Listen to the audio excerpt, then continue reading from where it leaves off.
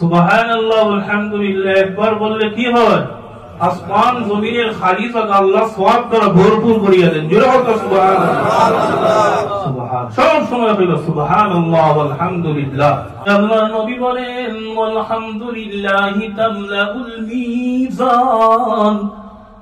যে আমার উম্মতে ঈমান ইয়াকিনের সাথে একবার আলহামদুলিল্লাহ বলবে, মিজানের পাল্লা, যেই মিজানের পাল্লার মধ্যে আসমান জমিন, এই মিজানের পাল্লার মধ্যে জায়গা হবে এত বড় মিজানের পাল্লা, আসমান জমিন একত্রিত করিয়া এই মিজানের পাল্লার মধ্যে রাখা হলে এই মিজানের পাল্লার মধ্যে জায়গা হবে। আমরা চিন্তা করেন এই মিজানের পাল্লা আমরা এই নর্মাল সকল পাল্লার মতনই কত বড়। আল্লাহর নবী বলেন যে আমার উম্মতে একবার আলহামদুলিল্লাহ বলবে, তামলাউল মিজান, এই বিশাল মিজানের পাল্লাকে আল্লাহ এই আলহামদুলিল্লাহর সওয়াব দ্বারা ভরপুর করিয়া দিবেন। আপনারা এই ঈমান ইয়াকিনের সাথে হোক আলহামদুলিল্লাহ। মিজানের পাল্লা ভরপুর হয়ে গেছে। সুবহানাল্লাহ।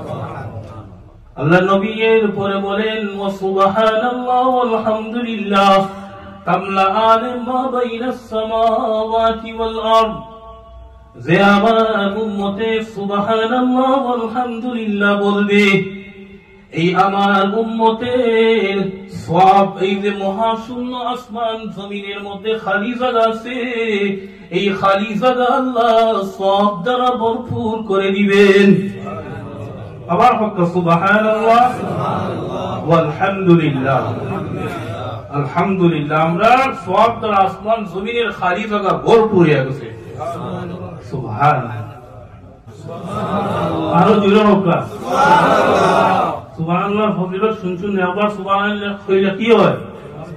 সুবহানাল্লাহ আলহামদুলিল্লাহ একবার বললে কি হয়? আসমান জমিনের খালি জায়গা আল্লাহ সওয়াব দ্বারা ভরপুর করিয়া দেন। জোরে হোক সুবহানাল্লাহ। সুবহান সব সময় বলো সুবহানাল্লাহ আলহামদুলিল্লাহ। উঠতে বইতে চলতে ফিরতে কাজে ব্যবসার সব সময়ের মধ্যে এক তাসবিহ থাকবে ইমানদারের জবানের মধ্যে, সুবহানাল্লাহ আলহামদুলিল্লাহ। তাই আসুন আমরা নিজে বেশি বেশি আমল করি এবং শেয়ার করে অন্যদের আমল করার সুযোগ করে দেই। যত লোক আমল করবে কিয়ামত পর্যন্ত আমরাও এর সওয়াব পেতে থাকব। তাই আসুন আমরা সবাইকে পড়ার সুযোগ করে দিই।